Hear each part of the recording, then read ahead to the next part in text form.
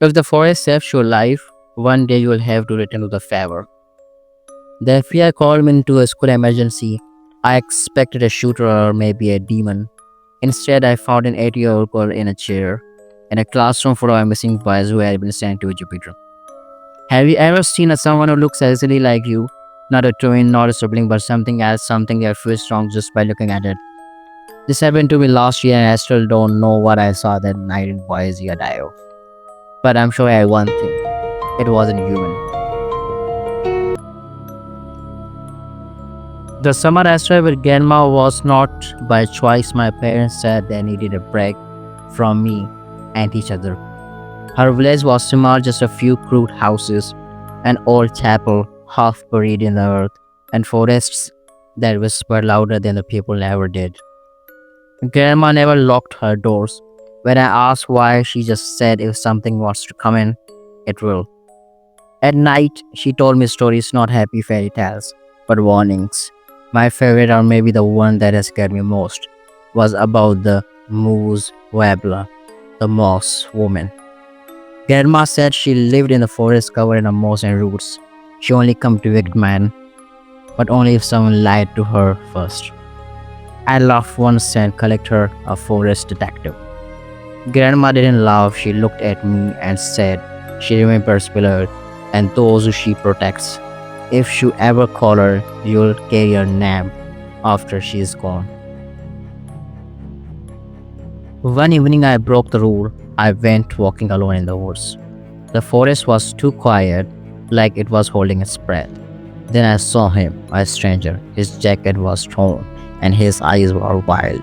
I didn't need to turn around to know he was following me. I ran, but he caught me. His grip was like iron. He dragged me down into the moss and hit me once. That's when the forest answered. The moss rose up behind him, breathing from the green and shadows. Long fingers like pale, rich roots wrapped around his throat. He tried to scream, but the forest swallowed the sound. And then he was gone, just gone. The moss was still wet when I crawled away. When I got home, Grandma didn't ask what happened. She only wiped the blood from my lip and said quietly, she remembers us then. The next morning, no one in the village mentioned the man. No police came, no questions were asked, but down by the stream the moss looked redder than usual. Years passed. Grandma's house is now empty, windows clouded with the dust, but I still remember the forest. I still remember the whispers in the moss. You cried and I answered one day you'll answer in my class. I never saw the moss woman again, but now I'm almost 60, living in a city of noise and concrete. She hasn't called me yet, but she will. That's a pact. Pass through a root and ran. If the moss shelters you, one day you must shelter in return, not as punishment, but as a promise. So now I walk slower. I learn the names of the weeds and where they grow when sunlight doesn't reach. I leave small offerings in the soft earth. I watch the girls who walk alone, the ones who don't know they are being followed. When the forest calls again, I'll know the way. I'll step off the trail without a fear. I'll go where the moss is thickest. And I answer, just like she once answered for me.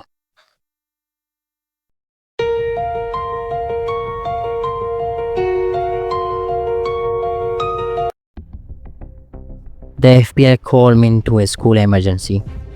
I expected a shooter or maybe a demon. Instead, I found an 8-year-old girl in a chair in a classroom full of missing boys who had been sent to Jupiter. Story 2. When the director calls me in, something is wrong. When he's waiting outside the scene, something is very wrong. No schoolyard was silent, no shouts, no crime, just the faint hum of police radios. What's inside? I ask him. Can't tell you. Why not? Can't tell you that either, just trust me. Going in blind is the best strategy. He's never said that before. And I have seen things, glow things, burning things that make most people lose their minds. but I never gone in without a scrape of internal. I step into the classroom. Only a little girl is sitting in the center of the room. Her head is bowed, her hair hanging like curtain. The desks around her empty, too empty. On the whiteboard, a sketch club, the only cheerful thing in the room. She looks up slowly, eyes locking on mine. "You're not scared of me?" she asks. "No, I lie. Yes, you are," she does without blinking. She tells me she sees colors and shapes when people talk, how it tells her what they want. She reads me like a book, says I'm green like grass, brown like a board, here to do a good job for my coach. She's right. I want to fix this. I want to get home to my boys. Her face changes when I say boys. Boys are mean. I hate boys. "Did this do something to you?" I ask.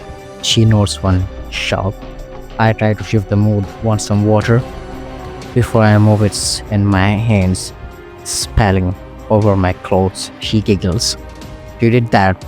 "Yes, if I want something, it happens." Now I understand this secrecy. Now I understand the empty desks.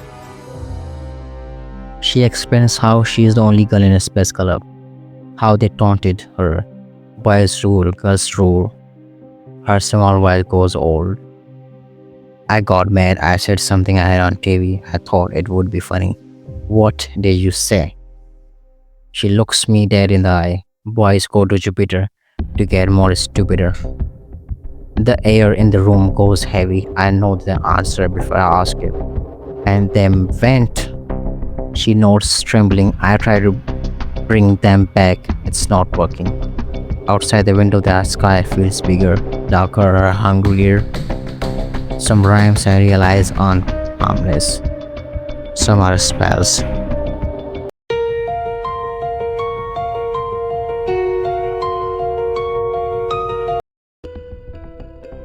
I live in a quiet suburban neighborhood in Boise, Idaho. The kind of place where nothing ever happens, and you start recognizing every car that drives by. One night, around 11:30 p.m., I was walking home from my friend's house. The streets were empty, the only sound coming from the buzzing of a few old street lights. As I turned into my street, I froze. About 50 feet ahead, under the dull glow of a flickering lamp post, I saw myself. Same height, same grey hoodie, some ripped jeans, even the same scuff marks on the sneaker I was wearing. At first, I thought it was some kind of a joke. Maybe my friend followed me home. I took a step forward, then I smiled. It wasn't my smile, it was too wide, stretching across his face in a way that looked painful. Then it slowly raised its hands and waved. The moment was slow, deliberate, like it was inviting me to come closer. I felt my chest tighten. I took one step back, and it took one step forward. That's when I noticed something wrong. Its face didn't match the light. The shadows were falling in the wrong directions, like it wasn't really there. I turned and sprinted to my house, slamming the door behind me. The next morning, my neighbor's Mrs. Kelly stopped me while I was taking the trash out. She asked, "Were you outside last night standing in the road?" I told her no. She hesitated, then said, "Because someone who looked exactly like you was smiling at my bedroom window around